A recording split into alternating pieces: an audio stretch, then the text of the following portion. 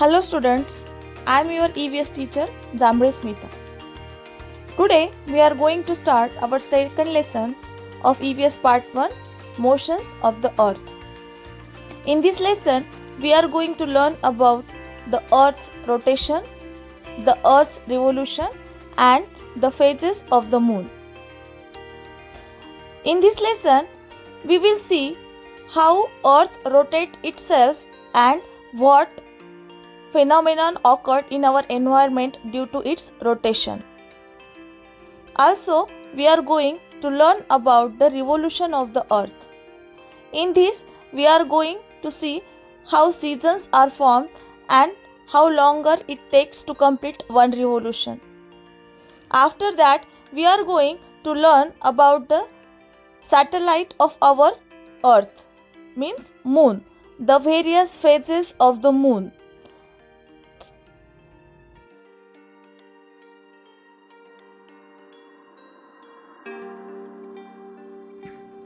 Students, today we are going to see our very first point, the Earth's rotation. इस point में हम अर्थ के rotation के बारे में जो है वो इंफॉर्मेशन लेने वाले हैं. तो अर्थ की रोटेशन देखने से पहले मैं आपको एक टॉप का एग्जांपल देना चाहूंगी. Have you ever observe the spinning of a top? आपने कभी टॉप की स्पिनिंग ऑब्जर्व की होगी तो आपने ये ऑब्जर्व किया होगा कि किसी सर्टन लाइन, किसी सर्टन इमेजिनरी लाइन के बाजू में जो है वो टॉप जो है वो स्पिन करता है. That means any object that turns about itself actually turns around the certain imaginary line. मतलब कोई भी ऑब्जेक्ट अगर अपने खुद के बाजू में अगर घूमता है तो वो एक इमेजिनरी लाइन के बाजू में जो है वो घूमते रहता है. और उसी टर्निंग को, है ना, जो कुछ ऑब्जेक्ट अपने बाजू में घूमता है उसी टर्निंग को हम रोटेशन कहते हैं. फिर चाहे वो अर्थ हो या फिर टॉप हो. और जिस सर्टन इमेजिनरी लाइन के बाजू में वो चीज घूमती है उस लाइन को हम कह सकते हैं एक्सिस ऑफ इट्स रोटेशन. मतलब उस एक्सिस के बाजू में जो है उसका रोटेशन हो रहा है. So we can call that the rotation of the earth, या फिर हम अर्थ की रोटेशन की जो है वो डेफिनेशन बना सकते हैं. The movement of the earth around itself is called as the earth's rotation. मतलब अर्थ जब अपने बाजू में घूमती है तो उसे अर्थ का रोटेशन कहा जाता है. फिर ये जो अर्थ की हमने कहा कि एक एक्सिस ऑफ रोटेशन है, एक एक्सिस के बाजू में जो अर्थ घूमती है, तो आपकी टेक्स्ट बुक में पेज नंबर 6 पर जो है वो एक ग्लोब दिखाई गया है ना. उस ग्लोब को आपको जो है वो क्या करना है, अच्छे से देखना है. और देखने के बाद आपको एक नॉर्थ पोल और एक साउथ पोल जो है वो दिखाई देगा, है ना. ये जो नॉर्थ और साउथ पोल की जो लाइन है ना, जो कि इमेजिनरी लाइन है या फिर जिसे हम एक्सिस कहते हैं, एक्सिस ऑफ इट्स रोटेशन. मतलब ये जो ग्लोब है वो अर्थ है और इस एक्सिस के थ्रू जो है ये हमारी अर्थ रोटेट हो रही है. सो इस एक्सिस की वजह से जो है हमने अर्थ को जो है वो क्या है, साउथ और नॉर्थ पोल में जो है वो डिस्ट्रीब्यूट किया है. The earth rotate with its axis inclined like this. बाद में हम ये भी देख सकते हैं कि अर्थ का जो है वो centre, it passes through the centre of the earth. Earth के सेंटर से जो है वो एक्सिस पास होता है और इसकी वजह से नॉर्थ पोल और साउथ पोल जो है वो तैयार हुए हैं. और अगर उसी एक्सिस को सेंटर मानकर अगर हम उस ग्लोब के जो थ्रू है अराउंड जो है वो एक अगर हम सर्कल निकालते हैं, है ना, तो उस ग्लोब को हम दो हिस्सों में बांट सकते हैं. This imaginary circle we can call equator. फिर जो दो हिस्से हो जाएंगे उस ग्लोब के उसको हम इक्वेटर कहेंगे. और उसी इक्वेटर को हम फिर क्या नाम दे सकते हैं, ऊपर का नॉर्थ पोल है इसीलिए उसे हम नॉर्दर्न हेमिस्फीयर नाम देंगे और नीचे का साउथ पोल है इसीलिए हम उसे साउदर्न हेमिस्फीयर जो है वो नाम दे सकते हैं. फिर आप कहोगे कि मिस जब हम डे में देखते हैं तो हमें लाइट दिखाई देता है, सब कुछ उजाला होता है, बट रात में तो कुछ नहीं होता है. यस, तो डे और नाइट जो है वो कैसे तैयार होते हैं, how day and nights are occurred. या फिर डे एंड नाइट हम ग्लोब पे देख सकते हैं क्या? यस, इसके लिए भी आपको एक जो है वो पेज नंबर 7 आपका जो टेक्स्ट बुक है उसके ऊपर एक एक्टिविटी दी है, day and night on the globe. उसके लिए वो एक्टिविटी आपको देखनी है और जो है वो आपको वो समझ में आ सकता है। ठीक है, तो मैं आपको बताती हूँ जो अर्थ का पीरियड होता है रोटेशन का, the period of time that the earth takes to complete one rotation is called a day. मतलब अपनी एक पूरी राउंड कंप्लीट करने के लिए अर्थ को जितना टाइम लगता है ना, उसको हम डे बुलाते हैं, यानी कि एक दिन। और डे हैज 2 पार्ट्स, उस डे को हमने और 2 हिस्सों में डिवाइड किया है, daytime and nighttime, और simply day and night. For the purpose of measuring time, we divide the whole day into 24 parts, each of which is called an hour। मतलब 24 hours की जो है अर्थ की एक rotation होती है और उससे जो है वो हमारे डे एंड नाइट जो है वो तैयार होते हैं। ठीक है, तो इसके लिए आपको पेज नंबर 7 पे जो है उन्होंने एक एक्टिविटी दी है ना, वहां पर उन्होंने दिया है observe the part of globe, okay, which gets the light from the sun and which does not. मतलब ये हमने फर्स्ट लेसन में ही देखा था कि सन इज अ स्टार, और सन जो है वो सारे प्लैनेट्स को क्या करता है, लाइट देता है, बिकॉज प्लैनेट्स को अपना खुद का लाइट नहीं होता है। So it get light from the sun. तो हमारा अर्थ जो हमारा होम प्लैनेट है उसको भी लाइट जो है वो कहाँ से मिलता है, सन से। ऑब्वियसली अर्थ जब रोटेट होती है, अर्थ जब रोटेशन कर रही होती है, जब उसका अर्थ का जो हिस्सा सन के सामने होता है, मतलब जिस अर्थ के हिस्से को सन से लाइट मिल रहा होता है, ऑब्वियसली उस पार्ट में वहां पर डे होता है। और अर्थ का दूसरा हिस्सा है ना, जो कि एक्सिस लाइन के बाजू में होता है, जहां पर अर्थ का जो हम कहेंगे शैडो है या फिर जहां पर सन का लाइट नहीं पहुंच पा रहा है, उसे हम क्या कहेंगे, नाइट, है ना। तो डे एंड नाइट जो है वो अर्थ की रोटेशन की वजह से जो है वो तैयार होते हैं। Day and nights are form because of the rotation of the earth and it took 24 hours to complete one rotation of the earth. Students, The rotation of the earth gives rise to the day and night। अभी हमने देखा कि अर्थ की rotation की वजह से जो है वो डे और नाइट तैयार होते हैं। अभी हम देखेंगे इस पॉइंट में the revolution of the earth. Earth की रिवोल्यूशन की वजह से क्या चेंजेस होते हैं। When earth rotates around the sun or when earth revolves around the sun, that movement is called as the revolution of the earth। जब अर्थ अपने खुद के बाजू में जब घूमती है उसे हम रोटेशन कहते हैं, और अर्थ जब अपने बाजू में घूमते घूमते साथ ही सन के बाजू में जब घूमती है तब उसे हम अर्थ का रिवोल्यूशन कहते हैं। और अर्थ को अपना एक रिवोल्यूशन कंप्लीट करने के लिए 365 डेज एंड 6 आवर्स लगते हैं। जैसे कि रोटेशन के लिए 24 आवर्स लगते हैं और उसकी वजह से डे और नाइट तैयार होते हैं, वैसे ही अर्थ की रिवोल्यूशन की वजह से जो है वो ईयर्स जो है वो तैयार होते हैं। अगर आपको मालूम होगा कि हमारे ग्रेगोरियन कैलेंडर के हिसाब से अगर हम देखते हैं तो क्या होता है, हर 4 साल में जो है वो एक लीप ईयर आ जाता है। तो ये ऐसा क्यों होता है, कभी आपने सोचना है? In the Gregorian calendar the year is taken to have 365 days. हमारे कैलेंडर में जो है वो 365 डेज होते हैं, है ना। बट अगर हम अर्थ की रिवोल्यूशन अगर हम देखते हैं तो वहां पर 365 डेज और 6 घंटे जो है वो ऊपर है। It means that it counts 6 hours less every year. तो वो जो 6 घंटे है वो हमेशा कहाँ जाते हैं, ये सोचने वाली बात है। ओके, तो ऐसे 6 घंटे मिलाकर दैट मेक्स 24 आवर्स और 1 डे इन एवरी 4 ईयर्स। ऐसा कर कर हम 4 साल मतलब 4 सालों में जो है वो एक दिन बना लेते हैं। ओके, 6 + 6 + 6 24 आवर्स होने तक। It makes up for this last 1 day in the month of February. February में जो है वो 28 डेज होते हैं, लेकिन जब लीप ईयर होता है at that time there 28 days की जगह वहां पर क्या होते हैं 29 डेज। और 365 डेज की, जहाँ पर उस साल में 360 डेज जो है हम इंक्लूड कर सकते हैं। ये क्यों होता है? Because of the revolution of the अर्थ। फिर आप बोलोगे कि मिस सीजन्स जो है वो कैसे तैयार होते हैं? The revolution of the earth and the inclination of its axis give rise to the cycle of seasons. Earth का जो इंक्लिनेशन होता है, इंक्लिनेशन मतलब जैसे कि हमने देखा साउथ पोल और नॉर्थ पोल, है ना, और जो हमने इक्वेटर देखा था, साउदर्न हेमिस्फीयर और नॉर्दर्न हेमिस्फीयर, उसकी वजह से जो है हमारे जो है वो सीजन्स जो है वो फॉर्म होते हैं।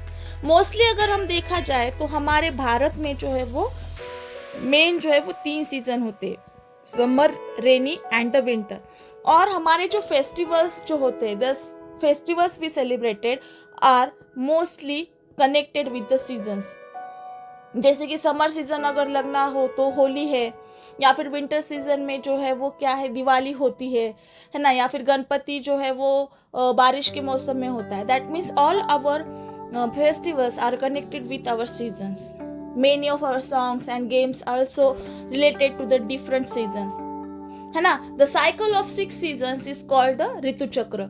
मोस्टली हमारे भारत में जो है वो 3 सीजन होते हैं, मुख्य ऋतु जो है वो 3 है, बट अगर हम उसको डिवाइड करते हैं तो उसको 6 ऋतुओं में हम डिवाइड कर सकते हैं, namely Vasant, Grishma, Varsha, Sharad, Hemant and Shishir. Okay, so seasons are formed due to the revolution of the earth। फिर ऐसा होता है कि कई कबार जो है वो हम देखते हैं कि लॉन्गेस्ट डे कौन सा होता है या फिर लॉन्गेस्ट नाइट कौन सी होती है ना। एक्चुअली रिवोल्यूशन की वजह से कई कबार क्या होता है, अर्थ की रिवोल्यूशन की वजह से length of the day and night जो है वो क्या होती है, इक्वल नहीं होती है। This happens because of the earth's inclined axis and the revolution around the sun. Students, suppose that there is a summer season in northern hemisphere. अगर हम ऐसा सपोज करते हैं कि नॉर्दर्न हेमिस्फीयर में अगर समर सीजन चालू है, सो वहां पर डे और नाइट कैसे होंगे? Obviously the days are longer than the nights. मतलब समर सीजन में डे क्या होता है, लॉन्ग होता है as compare to the nights. However during this same period in the southern hemisphere, अगर कंपैरेटिवली अगर हम साउदर्न में जाते हैं फिर तो वहां पर क्या होगा, नाइट्स लॉन्गर होंगे और डेज जो है वो शॉर्टर होंगे। मतलब नॉर्दर्न हेमिस्फीयर में अगर हम समर सीजन को अगर हम क्या कर रहे हैं, देख रहे हैं, तो वहीं पर साउदर्न हेमिस्फीयर में हम क्या देख रहे होंगे, winter season. In the period from 23 September to 22 March, है ना। अगर ये जो 2 पीरियड हम देखते हैं, यहाँ पर डेज जो है वो लॉन्गर होते हैं। कहाँ पर? साउदर्न हेमिस्फीयर में। It gets more heat and it's summer there, है ना। वहां पर ऑब्वियसली डेज कहाँ पर, समर सीजन में लंबे होते हैं, इसीलिए ये सबसे लंबे दिन आएंगे। कौन से? 23 सितंबर और 22 मार्च, क्योंकि यहाँ पर सबसे ज्यादा हीट जो है वो क्या हमें नॉर्दर्न हेमिस्फीयर में दिखाई देंगी। It is nights are longer. अभी साउदर्न में अगर डेज लंबे हैं तो ऑब्वियसली नॉर्दर्न में क्या, नाइट्स लंबे होंगे। तो नॉर्दर्न हेमिस्फीयर में कौन से डे होंगे, 22 मार्च और 23 सितंबर, वहां पर क्या होंगे, लॉन्गेस्ट नाइट होंगे। The northern hemisphere gets less heat and it's winter there. Obviously southern में अगर हम क्या कर रहे हैं, समर सीजन अगर हम वहां पर एक्सपीरियंस कर रहे हैं, तो नॉर्दर्न हेमिस्फीयर में ऑब्वियसली वहां पर क्या होगा, विंटर सीजन होगा। This is because the due to the leap year. Leap year की वजह से ये सारे कुछ चेंजेस जो है वो हमें दिखाई देते हैं। Now moving toward the last point, the phases of the moon. अभी तक हमने अर्थ की मूवमेंट देखे, मतलब अर्थ का रोटेशन दिखा जिसकी वजह से डे और नाइट तैयार हो रहे हैं। उसके बाद हमने अर्थ का रिवोल्यूशन देखा जिसकी वजह से सीजन्स फॉर्म हो रहे हैं, ईयर फॉर्म हो रहे। अभी जो है हमें फेजेस देखने हैं मून के। अभी सन जो है वो स्टार है, हमारा होम प्लैनेट जो है वो अर्थ है, और हमारे अर्थ का सैटेलाइट जो है वो मून है। That means earth revolves around the sun and moon revolves around the earth. Okay, the moon revolves around the earth and the earth revolves around the sun, है ना। That means these two orbits intersect, इसीलिए ये कभी भी जो है वो straight line में नहीं आ सकते। कौन? The sun, the moon and the earth, वो कभी भी स्ट्रेट लाइन में नहीं आ सकते, बिकॉज हर कोई जो है वो एक दूसरे के लिए जो है वहां पर क्या हो रहा है, रिवॉल्व हो रहा है। हम हमेशा जो है वो कभी कभी मून का जो है वो हाफ सरफेस देख सकते हैं। We see the half of the moon surface which faces the earth, मतलब जैसे कि हमने देखा कि अर्थ जब रोटेट होती है एट दैट टाइम सन का जो लाइट वहां पर आ रहा है उस हिस्से में दिन होता है। Just like that we see the half of the moon surface which faces the earth, that is from the earth we see only one side of the moon, मतलब हम सिर्फ जो है वो अर्थ से जो है वो मून का सिर्फ एक ही हिस्सा फ्रंट वाला ही देख सकते हैं।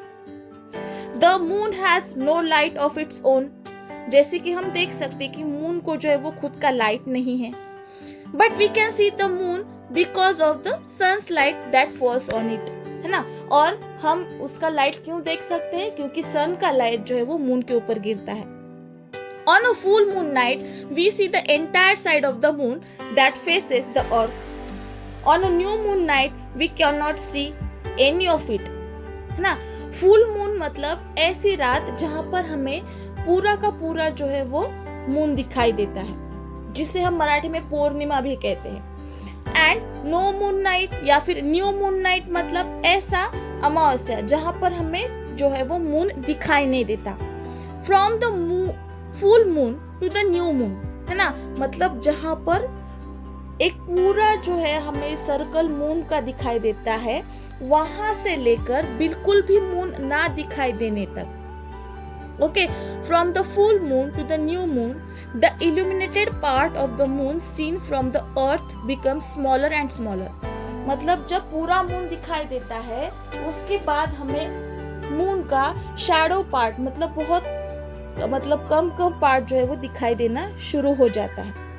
और फिर न्यू मून से फुल मून तक वो बड़ा बड़ा जो है वो होते चले जाता है। These different shapes of the moon that we see are called the phases of the moon, मतलब फुल मून से न्यू मून तक जो है वो मून का जो है वो स्मॉलर होते चले जाना, और न्यू मून से फुल मून तक मून का जो है वो बिगर होते चले जाना। ये जो मून के अलग अलग फेजेस हम दिखाई देते हैं या फिर हम देखते हैं उसे कहते हैं फेजेस ऑफ द मून। फिर लूनार मंथ या फिर तिथि जो है हम बोलते हैं, कैलेंडर में होते हैं देखो तिथि, उसे क्या बोलते हैं, है ना। आपको मालूम है कि पूर्णिमा या फिर अमावस्या, है ना, कितने दिनों की होती है? We know that it takes 14 to 15 days from the new moon to the full moon, है ना। 14 से 15 दिन जो है वो न्यू मून से फुल मून तक आने के लिए लग जाते हैं। This is the fortnight of the waxing moon, इसे हम कहते हैं fortnight, waxing moon. After the full moon the moon appears smaller and smaller and after 14 to 15 days it is new moon, बाद में वो गायब हो जाता है या फिर न्यू मून अमावस्या जिससे हम कहते हैं। This period is the fortnight of the waning moon.